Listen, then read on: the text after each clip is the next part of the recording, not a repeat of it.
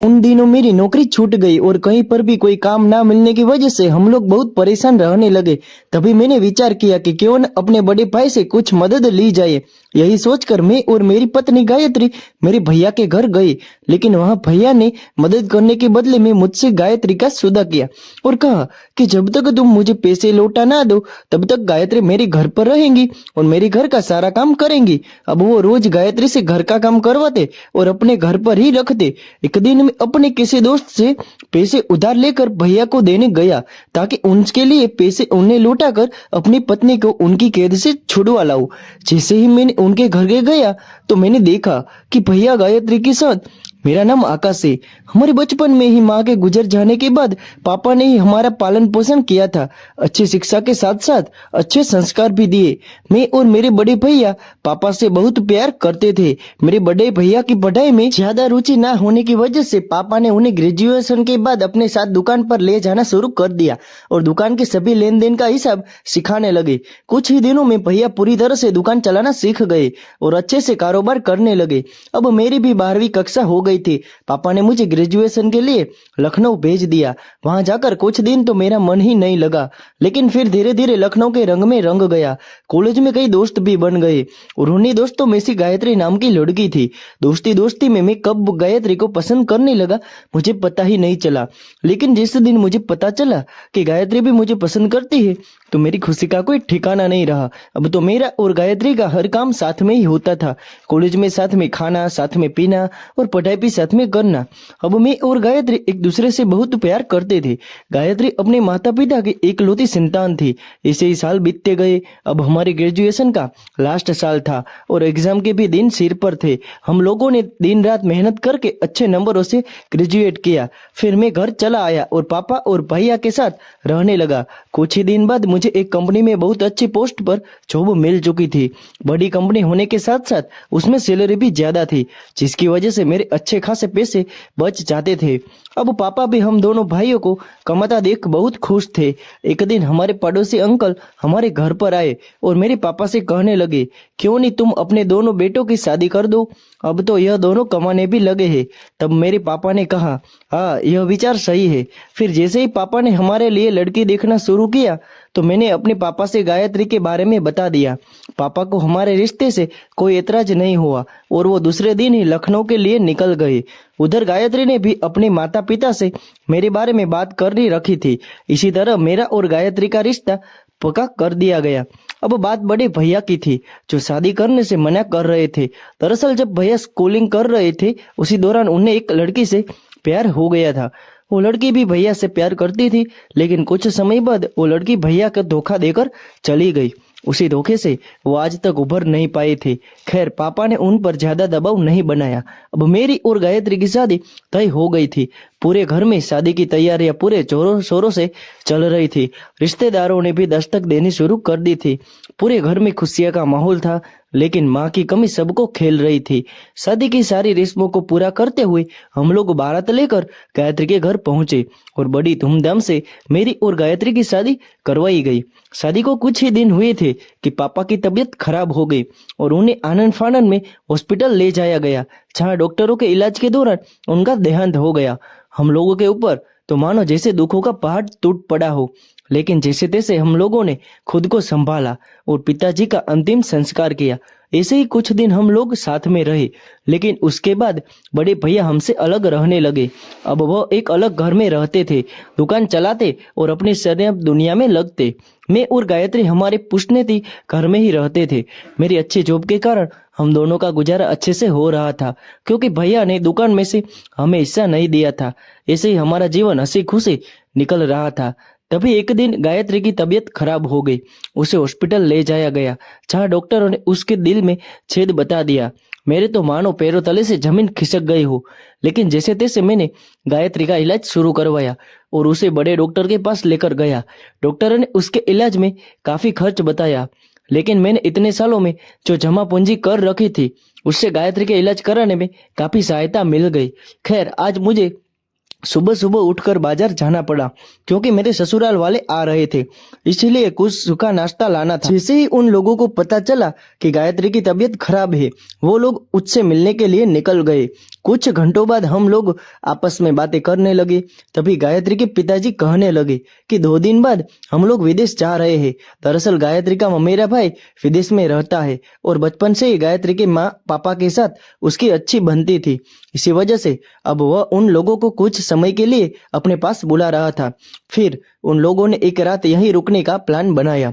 गायत्री खाना वगैरह बनाने में लग गई और उसकी माँ भी उसका हाथ बटाने रसोई घर में चली गई। मैं और गायत्री के पापा बाहर गार्डन में टहलने के लिए निकल गई। बातों ही बातों में गायत्री के पिता ने मेरे बड़े भैया की बात शुरू कर दी।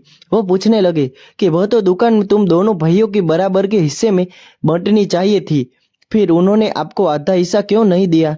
तभी मैंने कुछ और बहाना बनाकर बात को बदल दी, क्योंकि मैं पुरानी बातों को नहीं छेड़ना चाहता था। फिर अगले दिन वो लोग चले गए और मैं भी अपने ऑफिस के लिए निकल गया। जैसे ही मैं ऑफिस पहुंचा तो कुछ बड़े अधिकारी हमारी कंपनी का निरीक्षण कर रहे थे। कंपनी का मालिक अवैध रूप से ड्रग का धंधा करता था। इस बारे में हम लोगों को जरा से भी भनक नहीं थी, लेकिन कंपनी का मालिक उन अधिकारियों की नजर से नहीं बच पाया और उसे गिरफ्तार कर लिया गया। अब कंपनी पर भी ताला लग चुका था। इन सब के बीच मेरी जॉब चली गई। मेरा तो यह सोच सोचकर बुरा हाल हो रहा था कि अब मैं अपना घर कैसे चलाऊंगा। फिर मैं उदास मन से घर लौटा, लेकिन मैं गायत्री को इस बारे में कुछ नहीं बताया, क्योंकि उसकी तबीयत पहले से ही खराब थी और डॉक्टर ने किसी भी तरह का स्ट्रेस देने से मना किया था। गायत्री ने मेरे जल्दी आने का कारण पूछा तो मैंने यूं ही कोई बहाना बनाकर उसकी बात को टाल दिया। अब मैं रोज घर से ऑफिस के लिए तैयार होकर निकलता, लेकिन पूरे दिन काम की तलाश में इधर उधर घूमता फिरता। एक दिन मैं शाम को घर लौट रहा था, तभी दुकान दिखाई दी। मैंने सोचा यहाँ कोई काम मिल जाए। इसी आस में मैं दुकान मालिक के पास गया और काम मांगने लगा। तभी उन्होंने कहा कि एक काम है, अगर तुम कर पाओ तो मैं तुरंत हाँ बोल दिया। तभी उदास मालिक ने कहा कि यहीं से कुछ दूरी पर हमारी एक फैक्ट्री है जिसमें दिन रात माल से भरे ट्रक आते हैं। तुम्हें उन ट्रकों से माल को फैक्ट्री में लगाना है और इस काम में मैं तुम्हें 200 रुपया दूंगा। अब मैं बिल्कुल चकित रह गया कि इतना मुश्किल काम और पैसे मात्र 200। लेकिन मैंने वहां काम करने के लिए हाँ कह दिया, क्योंकि मेरे पास कोई चारा नहीं था। मैंने उसी समय से काम करना शुरू कर दिया। कभी इतना भारी भरकम का काम नहीं किया था। इसी वजह से मुझे बहुत दिक्कतें हो रही थी। घर पहुंचने पर मेरे कपड़ों पर इतनी धूल मिट्टी देखकर गायत्री ने पूछा कि आज आपका ऐसा हुलिया कैसे हो गया। मैं ज्यादा देर झूठ नहीं बोल पाया और सब सच्चाई गायत्री को बता दी। गायत्री को सुनकर बहुत धक्का सा लगा। वो कहने लगी कि अब क्या होगा, हमारा घर कैसे चलेगा। जितनी भी जमा पूंजी थी वह तो मेरे इलाज में खर्च हो गई। लेकिन गायत्री ने मुझे वहां काम करने से मना कर दिया। मैंने जैसे तैसे गायत्री को समझाया और कहा कि जब तक कोई अच्छा काम नहीं मिल जाए तब तक मुझे वहां काम करना पड़ेगा, ताकि हमारे घर का चूल्हा चलता रहे। आखिर में गायत्री मान गई। अब मैं रोज फैक्ट्री में काम करने जाता और देर रात तक वहीं लगता रहता। इसी से चलते मेरी तबीयत खराब हो गई और मैं बिल्कुल कमजोर पड़ गया। अब वो मुझसे बिस्तर से भी नहीं उठा जा रहा था। आखिर हम करे भी तो क्या करे। गायत्री के माँ पापा से भी मदद नहीं ले सकते थे, क्योंकि वो लोग विदेश में थे और हम नहीं चाहते थे कि उन्हें बेवजह परेशानी हो। अब मेरी तबीयत इतनी खराब हो गई कि मुझे हॉस्पिटल लेकर जाना पड़ा। डॉक्टर ने कहा कि कमजोरी की वजह से आपकी ये हालत हुई है, साथ ही खून बहुत कम है, इसलिए खून चढ़ाना पड़ेगा।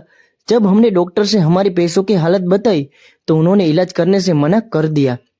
लेकिन जैसे तैसे मैंने डॉक्टर से कुछ समय मांगा और कहा कि जल्दी ही आपके पैसे दे दूंगा। तब जाकर मेरा इलाज शुरू हुआ और मेरी हालत में सुधार आया। तभी गायत्री कहने लगी कि ऐसे कैसे होगा, हमें कुछ ना कुछ तो करना ही होगा जिससे हमारे अच्छे दिन फिर से आ जाए। तभी मेरे दिमाग में ख्याल आया कि क्यों ना हम भैया से मदद ली जाए। एक बार डॉक्टर का कर चुकता हो जाए, फिर मैं कोई काम देखकर भैया को पैसे लौटा दूंगा। मुझे इतना विश्वास तो था कि चाहे भैया मुझसे अलग रहते हो, मुझसे बात ना करते हो, लेकिन मुझे इस मुसीबत में नहीं रहने देंगे। वो जरूर मेरी मदद करेंगे। यही सोचकर मैं और गायत्री भैया के घर गए। घर जाकर देखा तो भैया चाय पी रहे थे। जब हम गए तो उन्होंने हम लोगों ने चाय तक का नहीं पूछा और मुंह फेर के खड़े हो गए और फोन पर बात करने लगे। वो फोन पर किसी नौकरानी की बात कर रहे थे कि पहले वाली नौकरानी चली गई है, इसलिए नई नौकरानी चाहिए घर का काम करने के लिए। मैं और गायत्री वहीं खड़े होकर भैया के फोन काटने का इंतजार कर रहे थे। जैसे ही भैया ने फोन काटा तो उन्होंने हमसे कहा कि बोलो तुम्हें क्या चाहिए अब? वो हम लोगों से इस तरह बात कर रहे थे जैसे हम उनके बड़े दुश्मन हो। मैंने फिर भैया को सब बात बताते हुए कुछ पैसों की मदद करने के लिए कहा। भैया कुछ देर तक तो मुझे देखते रहे, लेकिन फिर कहा कि पैसा तो दे दूं, लेकिन इसके बदले में मुझे क्या मिलेगा? मैं ये सुनकर सन्न रह गया कि वो मेरे बड़े भाई होकर भी बदले में कुछ पाने की चाह रख रहे थे। मैं जो घर से सोचकर आया था कि भैया बिना किसी देर के मेरी मदद कर देंगे, उस उम्मीद पर पानी फिर चुका था। वो तो हमें बिल्कुल पराया कर चुके थे। लेकिन फिर मैंने भैया से कहा कि मेरे पास कुछ नहीं है देने के लिए। तभी उन्होंने मेरी बात काटते हुए गायत्री की तरफ इशारा किया और कहा कि यह है ना। मैं कुछ समझा नहीं था। तभी उन्होंने कहा कि जब तक तुम मेरे पैसे लौटा ना दो तब तक अपनी पत्नी को मेरे पास छोड़ दो, मेरे घर का काम करने के लिए। वैसे भी मुझे नौकरानी की जरूरत है, तो फिर ये क्यों नहीं? मुझे बहुत गुस्सा आ रहा था कि वो ऐसे कैसे बोल सकते हैं। अपने छोटे भाई की पत्नी को वो घर की नौकरानी बनाना चाहते हैं। मुझे बहुत अजीब लग रहा था। तभी गायत्री मुझे एक साइड में ले जाकर कहने लगी कि मुझे कोई इतराज नहीं है, और वैसे भी घर का काम ही तो करना है, इसमें कौन सी बड़ी बात है, मैं कर लूंगी। आप इनसे पैसे लीजिए और डॉक्टर को दे दीजिए ताकि वो रोजाना फोन कर कर हमें जलील न करे। मैं गायत्री की बातों से बिल्कुल सहमत नहीं था, क्योंकि मैं उसे किसी ने करने रूपनी नौकरानी नहीं देखना चाहता था। लेकिन गायत्री की जिद को मानते हुए हाँ कह दी। मैंने भैया से पैसे लिए और कहा कि चंद दिनों में लौटा दूंगा। फिर मैं वहां से चला गया, लेकिन मेरा दिल और दिमाग तो भैया के घर पर ही था कि पता नहीं गायत्री क्या कर रही होगी। मैंने डॉक्टर को पैसे दिए और अपनी जान छुटवाई। अब मैं काम की तलाश में घूमने लगा। हर एक जगह पर घूमने के बाद भी मुझे कोई काम ना मिला। तभी मैंने आखिर में विचार किया कि मैं भी भैया के घर नौकर ही रह लूंगा और कुछ महीने काम करने उनके पैसे पूरे कर दूंगा। यही सोचकर मैं भैया के घर की तरफ चल पड़ा। तभी मुझे रास्ते में मेरा एक दोस्त मिल गया जो लखनऊ में मेरे साथ पढ़ता था। यहाँ पड़ोसी गांव में वो किसी फंक्शन में आया हुआ था और किसी काम से बाजार आया, तो मेरी और उसकी मुलाकात हो गई। हालचाल पूछने के बाद उसने मेरे चेहरे की उदासी का कारण पूछा। मैंने उसे सारी बात कह डाली। वो काफी अच्छा और बड़े खानदान से था, इसलिए उसने मुझे काफी सारे पैसे देते हुए कहा कि ये ले और अपनी बीवी को घर ले आ, साथ ही कुछ काम शुरू कर लेना अपना। जब मुनाफा हो जाए और तेरे पैसे जुड़ जाए तो मुझे पैसे लौटा देना। मेरे लिए तो मानो एक फरिश्ता बनकर आया था। मैं बहुत खुश हो गया और भैया को पैसे देने निकल गया। उनके घर जाकर मैंने दरवाजा खोला तो ऐसे लग रहा था कि घर में कोई नहीं है। फिर मैं अंदर गया तो भैया के कमरे से कुछ आवाजें आ रही थी। मैं भैया के कमरे की तरफ गया। जैसे मैंने भैया के कमरे में देखा तो मुझे विश्वास नहीं हो रहा था। मैंने देखा कि भैया और गायत्री आपस में ऐसी बात कर रहे हैं जैसे वो सालों से एक दूसरे से अच्छे दोस्त हो। मुझे गायत्री पर गुस्सा आ रहा था कि जिस भैया ने मेरी एक छोटी सी मदद करने से इनकार कर दिया, उसी के साथ वो बातें किए जा रही है। मुझे कुछ समझ नहीं आ रहा था कि आखिर हो क्या रहा है। तभी मैं टपक से अंदर चला गया और गायत्री का हाथ पकड़कर उससे सवाल करते हुए पूछा। तभी उसने अपना हाथ छुड़वाते हुए कहा कि आकाश, तुम गलत समझ रहे हो। जैसा तुम सोच रहे हो वैसा बिल्कुल भी नहीं है। दरअसल तुम्हारे बड़े भाई जितना अच्छा तो कोई भी नहीं है। तभी भैया बोल पड़े कि आकाश, मैं तुम्हारा कभी भी बुरा नहीं चाहता हूँ। मैंने जानबूझकर तुम्हारी मदद सीधे नहीं की, क्योंकि मैं नहीं चाहता था कि तुम मुझ पर डिपेंड हो जाओ। अगर मैं बिना किसी मांग के तुम्हें पैसे दे देता तो तुम मुझ पर निर्भर हो जाते, और आगे कभी भी पैसों की जरूरत पड़ती तो तुम बिना किसी मेहनत के सीधे मेरे पास आ जाते। इसलिए मैंने तुमसे गायत्री का सौदा किया ताकि तुम मेहनत करो। फिर गायत्री कहने लगी कि हाँ आकाश, और इन्होंने तो दुकान भी तुम्हारे नाम कर रखी है। दुकान में से आधा हिस्सा तुम्हारे इसीलिए नहीं दिया गया ताकि तुम अपनी जॉब को मेहनत से करो। अगर तुम्हें दुकान से कुछ हिस्सा मिल जाता तो तुम अपनी जॉब में इतना ध्यान नहीं देते, क्योंकि तुम्हारे पास दुकान चलाने का दूसरा ऑप्शन होता। अब मुझे सब बातें समझ आ गई थी कि आखिर भैया का व्यवहार ऐसा क्यों था। मेरी आंखों में आंसू थे और अफसोस के अलावा कुछ और नहीं था कि मैंने अपने देवता जैसे भाई को गलत समझा। मैं बार बार खुद को कोस रहा था कि बिना पूरी सच्चाई जाने मैं उन्हें गलत समझ बैठा। दरअसल ऊपर से कठोर दिखने वाला जरूरी नहीं होता कि अंदर से भी बुरा है। अक्सर हमारी भलाई के लिए कठोरता भी रखनी पड़ती है।